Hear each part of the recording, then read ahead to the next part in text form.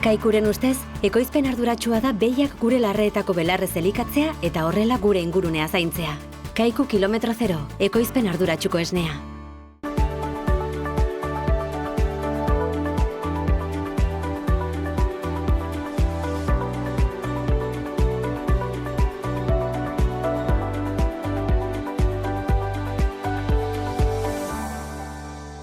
Kaixo eta ongi etorriak beste egun batez zur eta lur saio honetara. Gaurkoan lehenbiziko atalean Intiaren atala izanen dugu eta gurekin Patxi Lazkanotegi albaiterua izanen da eta besteak beste antibiotikoen erabileraren inguruan solastuko zaigu.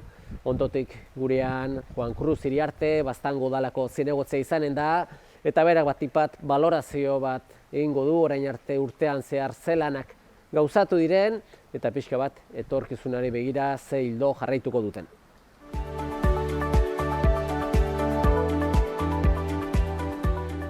Saioaren hasieran esan dugun bezala gaurko honetan lehenbiziko atalean Intiaren atala dugu eta gurekin Intiako albaiterua den Patxi Lazkanotegi dugu. Bera bereziki, ardietan espezializatuagoa, baina jakinduria zabalarekin. Eta Patxi, ezagit, albaiteru lanetan badakigu hazienda zaindu behar dela, eta ezagite momentuan negu parteari begira ze lanetan zabiltzaten? Guain udazken honetan eta negu sarrera honetan, lehen nabizko barkatu, arratsalde hon deneri eta aspaldikoak, baina plazer bat hemen berriz ere egotea. Eta hoxe erraten zenuna, momentu honetan txertuan bizi-bizi, darrigorrezko txertua bada, mingainu urdinena, behi eta bai arditan, eta ardietan guk egiten nahi gara, gure bezeroei, eta nahiko lan. Talde asko, toki difentetan, eta denbora joak izaigu, eta, zaiote gehiagi gustatzen ekazeriai, bino eragine badu. Uste du, ez du inongo kasurik izan du Nafarroan guain hemen ingurun berriki, eta zerbaiterako balio izango du. Ezagit, azkenean epe batzu markatu daude, txertu guztiak jarri barra dire epe baten barruan, edo...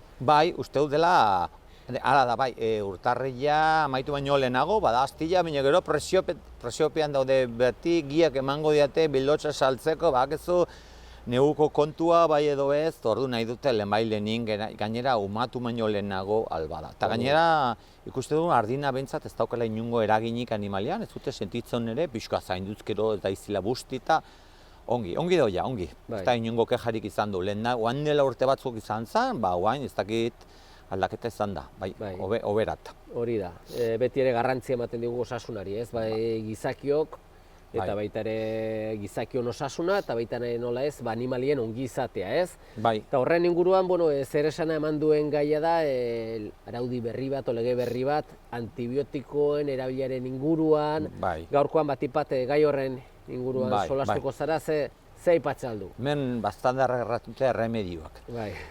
Guk zehazkingo dugu antibiotikoan erresistentziaz. Eta urten sartu da, lege bat zegoena urten sartu da, Europak derrigortzen du, nola erabili antibiotikoak beste era batean. Eta guztiz txipa aldatu behar dela. Hau, esplikatuko dut poliki ez. Azkenean, osasun bat da, osasun orokorra da, pertsonak, animaliak, ambientea dena, One Health, osasun bakarra deitzen dena, eta seri hartu dute. Eta gehienez ere, antibiotikoen erresistentzia batzuk ez dute funtzionatzen pertsonetan, eta alarma guztik biztu dire. Esaten dute, mendikan urte batzura, minbizia baino hil gehiago izango dela, heriotz gehiago, minbiziakin baino horrekin, superbakterias edo resistentziaen ondorioko afera honekin. Behartzen horrelako zozer, oain arte jokatzen zen pixo batez, libreki, bakoitzak... Nahiko relax moduan, eta araua betetzeko etorri da, eta azkenean gizartean osasun erakundeen presioa eta gizartean ere, gizarte bakizu aragila, txarra dela, antibiotiko betetzen dela, ez da egila, gu beti defendatu dugu baserritar gauzak ongi egiten dituztela, baina erresistentzia dela eta gauzak diferente egin behar dira. Eta nire ustez, hori baserritarrak pairatzen nahi dire, joaten direlikan botika bila eta ez da lehen bezala. ja dena pixka zailtxego da, ez da lehen bezala. Ez dakite legea ja indarrean jarri den, edo epe badago pixka-pixkot egokitzeko, edo nola da? Ez ja indarren dago. Baina praktikan paratzia, gauz bada legia, praktikan paratzia poliki haidire garatzen, nola ingo du nik gaixotasuna baldin maut, protokoloak, eta badire gauz batzuk, botika, hau da hitz importantia erramortena, botika hauni zibiltzen badugu hori seinale gorri bat da zerbait gaizki egiten nahi garela. Botika, erremedioa, antibiotikoa ez du balio behar, nik gabezi batzuk nire sistema produkzio horretan, ekoizteko sistema horretan, gabezi horiek betetzeko. Ez, antibiotiko erabiltzen badugu ja maila batean, kontuz, zerbait gaizki egiten ari naiz. Hor dago, koxka. Eta ordu nien behar da, hortik hasita beste guzti garatu gutxiko. Hori da. Jarri gaitezen orain abeltzainaren edo hartzainaren ikuspegitik, nire abeltzaina, eta gomendio garbi batzuk zer egiten alden edo nola, zer egin behar dugun. Bai, hori da. Badire 3 ardatz. Lehen nabiziko esaten da, manejoa, eta bioseguridadea, eta gaixotasunak ez da izela etorri, higienea, hori dire, pertsonatan ere higienea izan du da, gure bizi iraupena, baita txertoak ere, lagundu dute, badaki hori denok, gauz hori berdin animaletan. Hitza erremedioa, dentako erremedioa, hori azkeneko trantzian. Orduan beste guztiekin bertxugu, kondizioak egokitu. Zuak ezu animalien ongizatea, pertsonena bezala, ongizatean, ez da problemik, ez da gaixotasunik. Eta gainera, ikusten txugu, guk gure enpresan egiten txugu gestio tekniko-ekonomikoak, eta ikusten txugu zemate antibiotiko egiten den espezie bakotxeko zer kontsumoa dagoen ez, ikusten txugu batzuk sekulakua eta bestik bate bez. Depasatzen da, eta batzuk daukate arazo, bestik ez. Zerbait badago, pasin behar da, ongiten duten horiek, eta arazo ez duten horiek, ardatz bezala hartu, ejemplo bezala hartu. Baina etorko dena da, datuak. Zemate antibiotiko Nafarro mailan adibidez kontsumitzen den hori dena, derrigorrez izango da, bai komertzialak eta dena, eta gutxitin behar da. Ni badaki momentu honetan, urrats gutxi emanta, ikaragarri gutxitu dela antibiotikoen hori gastua edo konsumoa. Horre, badire, badakigu munduan azkenen interes ekonomikoak agintzen dutela, jendea interes asko muitzen duna, eta behar bada ez dakit, etxe horietan ere ez dire kontra egongo antibiotikoak erabiltzearenak, ez? Bai, horikiten duzu mostradorin gaine patu produktua, baina gero legeak agintzen du ezin dela eman. Osea, bai, hori egia da, azken iritzen da, guk ez gara behartu behar oikartzea. Gauzak inbar dituko ongi, manejo bat, instalazio on batzuk, horregatik dago PAK, eta edo desarrollo rural, eta detzen lur garapena instalazio hobekuntza batzuk egiteko, eta ez daizela arazoiek etorri. Ikaragarria da, frantsesa erratuentena maladie batima, horrek erra nahi du, gure eraikinen gaixotasunak. Toki batzutan badago, ez dira ez ventilazioa, eta eroiten aldera esaiostu, kuarentenak, bizotze hauz txikilekin animale batzuk gaixotzen dire, bestiak indartu, bestiak gaixotu lotean, lotekin, bi zatitan. Batzuri desabantai horik endu, ondeiena, azkarrenak entzen dute janaria eta bestik kaskartzen dire, eta gaixotasun guztiak hartzen dute, loteak egin. Eta kuarentena, 100 aldia, kontu aparte kartzen behituzu azindagan botikan, kontu aparte bestikin hasian zinin, eta hor kontrol batean guk iten ditugu, oskozoko marrokin horrela, toki batean, eta inun arazurik ez dugu. Nire ustez zin behar da, alegin bat, manejo egoki batean, gaixotasun gutxigo eukitzeko gure kuadra barreniak. Orduan gure esku dagoen lehenbiziko gauza, manejo bera, gure esku dagoena, sustentzen alduguna, eta emaitzak etorriko direna. Hori zutabe bat. Zutabe hortan arran nuen, adibidez, Ganteko Unibertsitatean, hori landu dute protokolo bat, eta 125 lortu dute murriztea antibiotikoen erabilera. Funtzionatzen du. Eta indute toki askotan probat, hori manejo egoki bat. Higienea, garbitasuna, hoik esnia ekoizten dutena badakite, garbitasuna ze diferentzi duen ez? Bakteriologian eta denen erabileran. Hori importantia. Beste zutabea da, txertuak, haizunik antibiotiko ezin baldin dute erabili eta manejo eta ona, eta batzu badire gaixotasun espezifikoak, etortzen dire, eta naizta dena ongi izan, etortzen da virus berri bat, eta orduan xertua baldin bada, eta abortoakin, eta lortzen direligan animaleak, baldin badugu analitika bat, eta ikusi zer den, hori antibiotiko ez erabiltzeko, protokoloan, plan sanitario batean, txertua sartu. Hori ikaragarria, jakin behar da nola xertatu. Animaliak kondizionean behar dute, gero respuesta immunitarioa egoki egiteko, eta ez da xertu ematia eta bakar. Behar du, ze fasean dago, numatuan zini, numatuta gero nola, badauka beti hotzian txertuak, eta maitzian frasko bota, hor badago haunitz egiteko. Eta ezagit txertuaren aldetikan, beti esaten da ez, prebentzioa, txertatu, baina iristen alda momentu bat, txertu berak ere ez dula gaitasunik, edo beste variante bat dugula, edo ezagit hori horrela den, edo ez?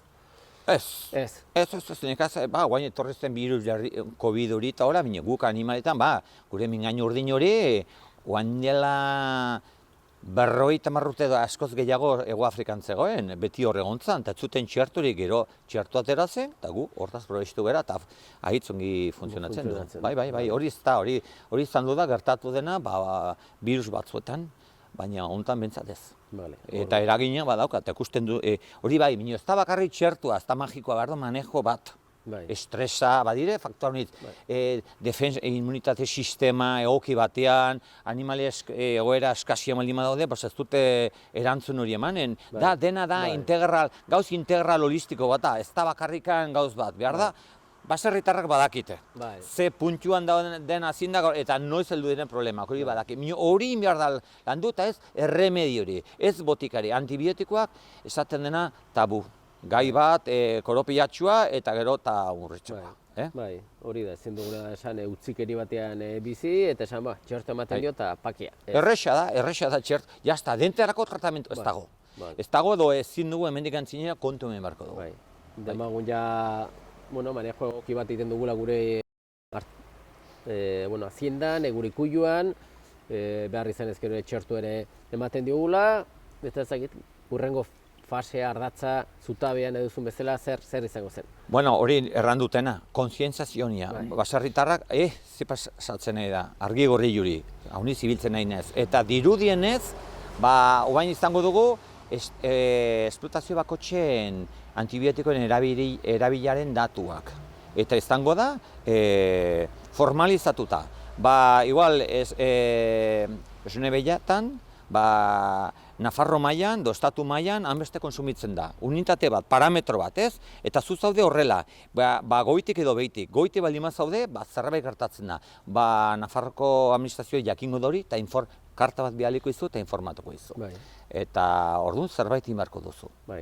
Aholku bat bedere, hori zengati zaude hola, zerbait faiatzen dut, azken izu joaten zeralikan kuadra batera, ez da ikusi bakarrik animaleak, hori ez da ikuspegi, osasunen ikuspegi zabal bat izatea behar da, lekua ikaragarri inportek, garbitasuna, arnasa, amoniakoa, gauzani, nunla daude loteak, animaleak, ze adintako animaleak, denak elkarrekin, denak aparte, ikus behar da, beste espezie batzuk badiren du ez, beste erabatean, eta orduan protokolo batzuk behar dire, eta plan sanitarioa, zer ematen dizun, ze nun kontzen juzun, mendire bialtzen juzun, beste erabatien ikus behar da. Guk, intian, ahalko hori ematen dugu, aspaldian. Egiten dugu, egiten dugu, eta albada, tratamendua, konsideratzen dugu, beharrazkoa da, animalek sendatu behar dire, produkziorako ez da erramienta bat, ez da azkeneko remat, ez badugu beste soluzioik, animale sendatu behar dire, hori animale tratatu behar dire,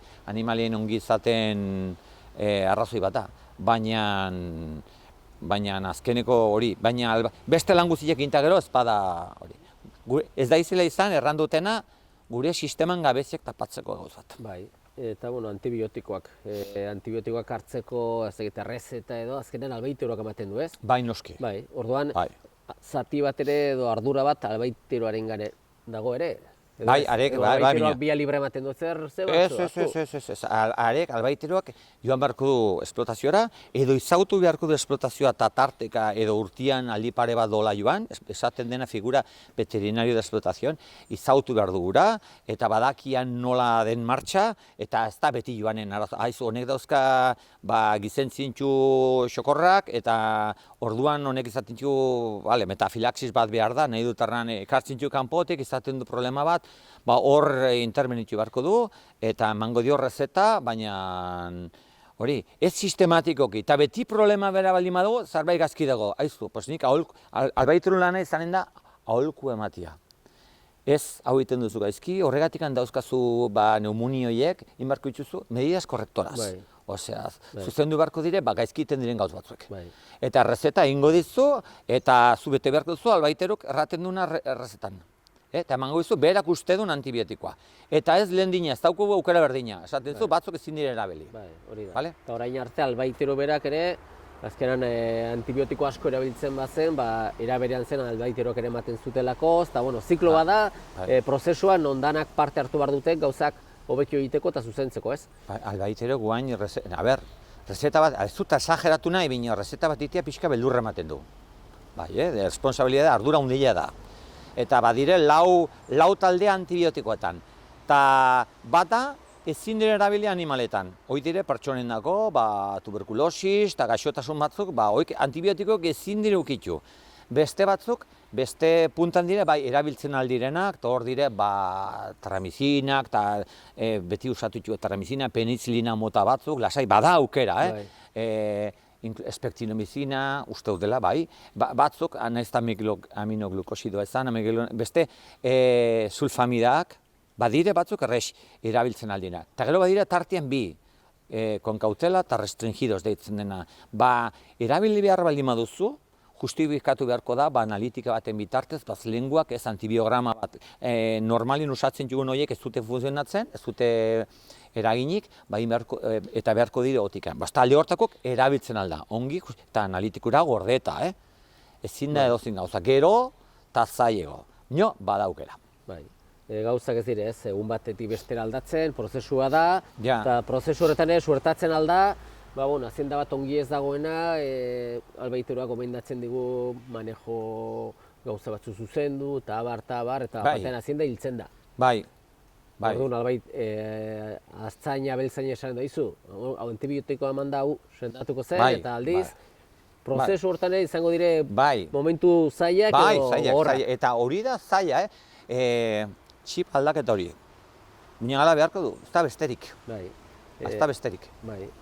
Eta ez bete beharko gauza da. Ezin duzu itxian kontu botikina. Eta gu pertsona, gu dauzkagu antibiotikoak etxean, ez, basarri batin ere ez. Hala bihurtu da, osasun bakarra da. Pertsonena eta animalena. Eta legedia hori erraten du. Ezin du. Eta behar batzu, deitu, pediatra edo mediko deitzen du bezala, albaiter hori. Eta arek, ingoizu, rezeta. Animal ikusi behar bada, edo izautzen badu tokia, badago fleksibilidade hori. Ni ez tale bezala ja, ni dauka eta frasko hau hori itxian, ez, ezin da. Jazta, horrela bihurtu da. Badakigu ez azkenan hautik jaten duguna, gure osasunengan eragina duela. Eta hortaz ere beti sortzen da burrunba bat, alde batetik haragiaren inguruan, haragi ez dela osasuntsua, haragian, horrekin pixkoa dana zuzenduko da, ez? Nire ustez emango du irudi oso positiboa gure sektore honena, ez, baserritarrena. Eta nire ustez, inberko lana da, tokatzen zaigu. Tokatzen zaigu, derrigortzen te, baina tokatzen zaigu, eta ez da txarra. Hori xena. Kus beharko dugu, ze punto, ze auleziak dauzkagun gure tokian, zer ez duten betetzen, klaro, ez du tokirik, klaro, igual egia da, igual laguntzak hortarako dire, ez? Gazte bat instalatzen delikan, egokitzeko bere beharretara eta bere sistema berdin. Adibide bat da, txerrietan kuadra batzuk ziren garai batian, eta ero txerri ekoizpenetan, ume gutxiten ziren, gero gehiago, bakizu genetikakin eta horrela, eta toki berdinean, ume gehiago, animale gehiago, horrek gaixotasunek arkidu, behar dire bere parametruk bete ez, da? Oso ongi, Patxi, gauza garbi geratu dire, guztuen artean poliki, beste ikuspegi batean lan eginez, maitzaunak lortuko ditugu, eta, eskarrak aban, azalpen guzti hauek emateagatik eta beste bat arte. Eskarrik askatzueri, mil esker.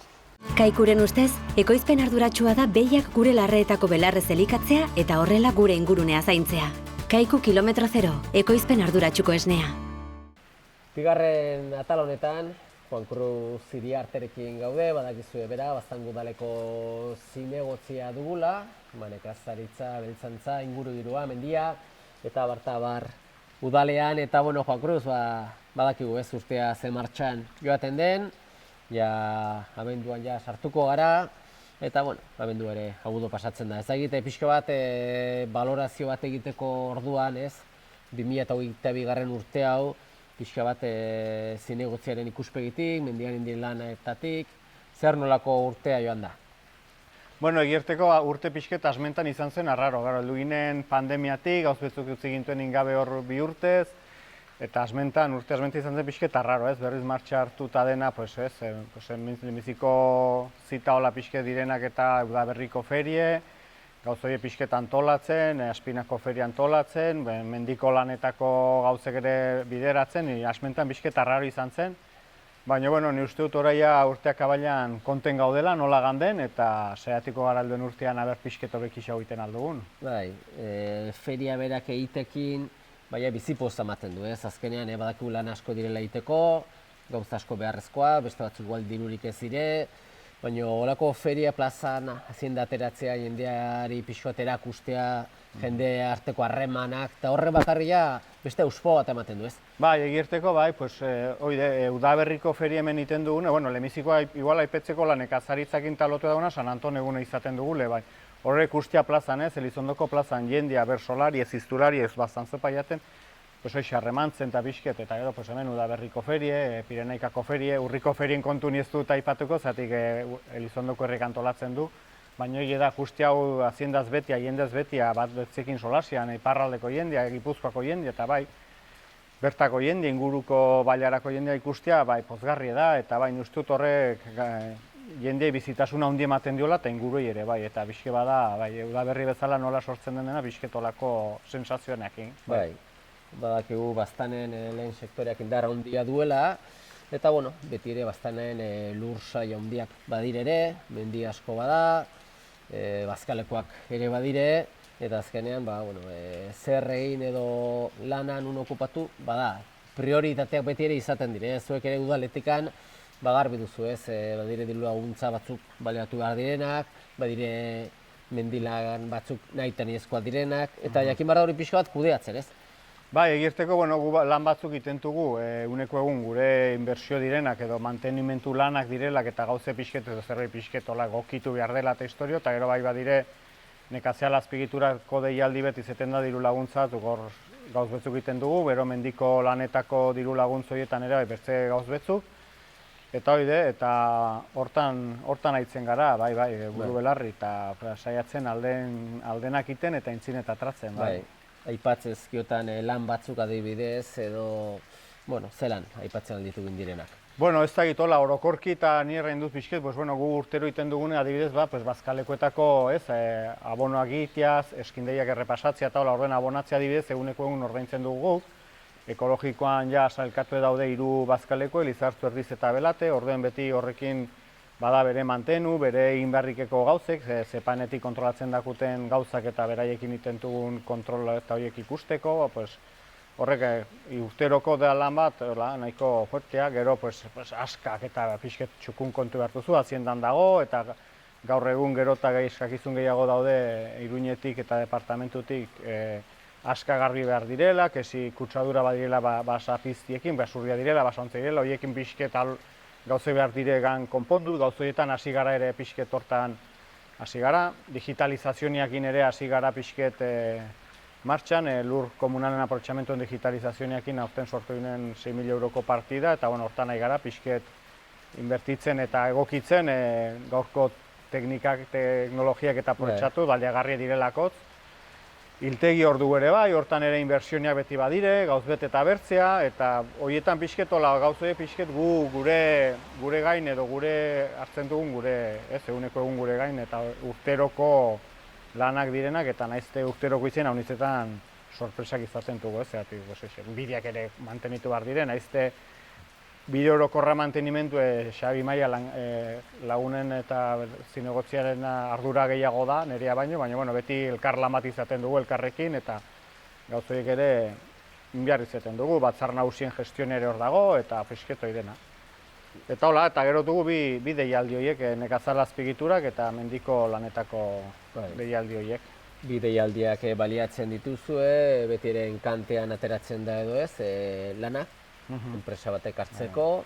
Eta, bueno, gero ezagit jarraipena zer honek zuek egiten dituzuen pixo bat lan jarraipena edo nola kudatzen duzu? Bueno, mendiko lanetako lana eta horiena jarraipena bada, obra zuzendaritza bat bada, kontratatu edagona, eta baita ere gure mendizainak horien gainean daude elkar lan bat egiten dute, ez? Eta Nafar Gobernuko mendizainakin elkarrekin lan bat egin, eta denek kontrolatzen dute. Horren, aurtengo adibidez mendiko lanetan indiren lanak eta denak ibili dire gainean, pixket gainean, zeratik aurten ginoen orai hartaino izan dugun enpresatik pixket berri Eulen enpresa hartu zizkigun mendilanak, harritu gelditu ginen, baina bueno, gostata pixket eta gainean egonez, baina bueno, lanak gintuzte, baina bueno, bai gauz betzuk ez dazkiten olain, erakutsi behar izen zaie, ez da betiko enpresa batek, guna Berdabio, Aginagalde hori edenak edo Ituindarrok eta Lasaganaiak, hori badute beren ritmoa lanekon enpresa hori ez duzu erakutsi berri badakite, baina hola berri ezen eta orduen pixketola izan zen sorpresa, baina bueno, lanak ongin ziren eta konten olakitu den espedientia, ez? Bai. Beti ere mendiak da, abeltzainari erraztu bartzaio pixko bat lehen sektorean jarraitzea, ez? Danok esaten dugu, nahi dugu baserritarrak irautea, jende gaztea sartzea, baina nahiko traba izaten dituzte bazter guztietatik, eta gaur aurtengoan ikusi dugu ze garrantzia duen bazkak, beti garrantzia izan du, baina olako idorte bat edortzen delikan, prezioak goratu diren bezala, bazka etxeko izalik eta gehien izatea ezinbestekoa da. Hor daude bazkalekoak, ez? Zuk esan duzu ekologikoan sartuak, eta hor sartzen da bestalde batetik, erdizko arazoa, hor dago airean, dana, eta pixka bat azkenean ikutzen dizue bai edo bai, bastandarran ikuspegitik, partikularki, udal bezala baita ere, ez? Bai, hor dugu, gu hiru bazkaleko gorte gut, horre urtero iten dugu, hobetzera alden guzia mantenimendu lana desrotzeak direla, erreketa kontrolatu eskindeiak errepasatu abonatu edenak, hiru bazkalekutan, eta aurten idorra ganta ere, alare, erdizenta egon dire behiak eta ziende egon da arras ongi, nekazari guziek torrire konten lemizien ure eskasi hortan izan zela episketola urduri patu ziren eta hola, baina bueno, gero errekak baliatuz, hazienda mugituz, salbatu deude eta hazienda bakarren batek atradu denbora baino lehenago, baina gehienak egon dire irailak 21 artean, eta guretako nekazaritzako hemen egoteko pieza garrantzitsua da, guala ikusten dugu, talde bezala eta udala bezala, iruditzen zaigu erriz dela. Eta hor dugu magnako mamuoi gainean, beldurre, pixketze pastiko den, eta hori pasatzera heldua da, ze torkizune izango duen nekazaritza baztan. Nahi badugolako baztan iduki, badakigu nekazari biharrezkoak direla. Horren, mamuoi kentzen dugun behingoan gainetik, lekutzen den, eta gaten den bertzen apaiti beldurren atera, edo guri utzi gaituzela bakian, gu gauden bezala ongi gaude, eta ni uste dut, hola, orokorrean jendea konten dagoela gauden bezala. Beste alde bat da ere, diru laguntzak ez, Europatik heldu diren diru laguntzak, lur saiak badu zer ikusia, eta hor sartzen dire beste komunalak eta ez. Ez da erreza izaten udal batentzat, pixka bat komunal horiek banatzea, pixka bat denon gustora egitea, eta tokatzen zaizu ez, olako trabak edo olako lan zakarragoak, ez dena erreza eramatea ez? Hori azkenean, komunalen banatzea eta gestionea eta bai, hori ez da batre lan goxoa, zeratik nizetan gauzekin egiten dire eta ez duzu asmatzen gauzek eta alde zain nongi saiatzen zara egiten, baina hor dugu pakeko afera, paka hor dugu ere bai, hektaria fiktizioekin badugu azkeneko urteoketan, ez gu bakarrik, udalerri guztie dagoen arazo bada, eta irtenbide guritze egin handik heldu, eta horren bakotxa gai gara gure alden bezala, irtenbide batzu bilatzen, nola egin, zerrez egin, nola banatu, eta hor dago, baina eske horrez dago gauz gutxi bada jokorako, eta orai hartaino banatu duzen bezala, pues ja manduena, ez da, eta uste dut banaketa berri bet laster gabe etorriko dela, zeratik bertzeazola ezin dugu urtero, haserre batzu, zergatik nerik entzen hauzun, beritzei ez da, eske, ni uste dut banaketa berri bet etorriko dela laster gabe. Bai, hori da.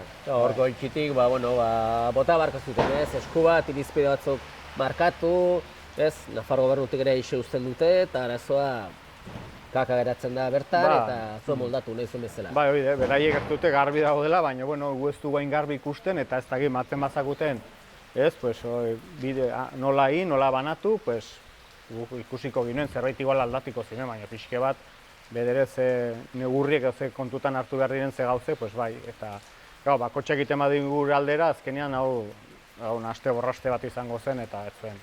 Baina ni uste nuen, lehenbizio baztan emakarri badugula arazo, baina eske solasten zaren edozein zinegotzi, edozein udalerri, konzejuko alkate edo denek badute, eta zuen nola egiten duz eta abertzia, eta adibidez Erroko Bailarakin badugu harreman handie, berai egiten dute modu batera, han udala eta kontzejuen artean bada eskanbila, pues oide, azkenean, pues oide, pixke eta hiltze denak, hola, alden moduen. Hori da, eta bueno, ja bukatzen joateko ezakitea urtea bukatzeko, geratzen da lanen bat ola bai edo bai bukatu behar dena, beti izaten ez, epearen barruan.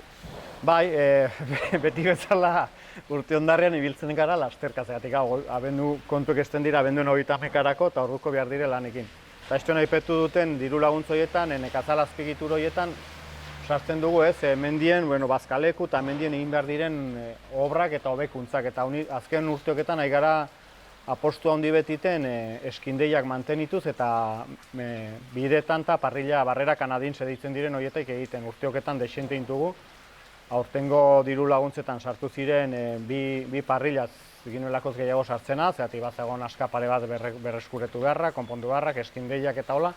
Eta hori azkeneko gerakinakin bazen sosa xorta bat eta ingotugu 4 parrilla gehiago. Erratzun bat, elbeten bide eta dizkunen bertze bat. Orduen, guretako gu ikusten dugu garrantzia handia dela parrilloiek edukitzea, zeratik gola jendia mendien edukitzen du denbora gehiago hazien da, mendieko bekisago zaintzen dire, bidea eskak eta garbixago, eta horrekin gu apostu potente bat iten nahi gara, azken urteoketan parrilla desente iten nahi gara, eta bueno, gu horrekin segitzeko asmoakin, helduen urtean, presentatu dugu helduen urteko nekazal azpiegiturako proiektua, eta horre sartzen da parrilla pare bat gehiago, eske hor banatu hartuzu, gero hazienda mendien ere edukitzekotan nekazarik eskatzute azpiegitura, ez? Kesi hazienda biltzeko mangak eta hola badire batzu zarra, bertzatzuk ongi, orden sartuko du aurten hor azpilkoeta inguru hortan bat berritzeko, eta jende eskatzen dago hemen alden modu mantxo urtetik urtera inez eta mantenituz hortan pixke gure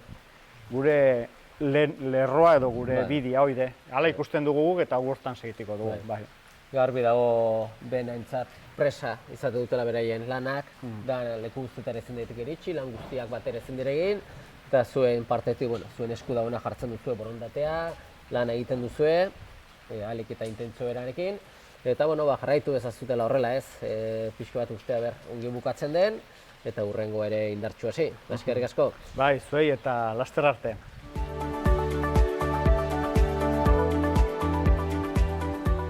Besterik gabe, agur esateko ordua iritsi zaigu eta eskerrak eman zuen arretagatik agurtzen gara. Ongi segi.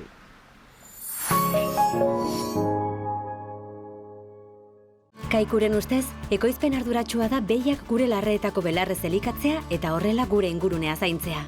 Kaiku kilometro zero, ekoizpen arduratsuko esnea.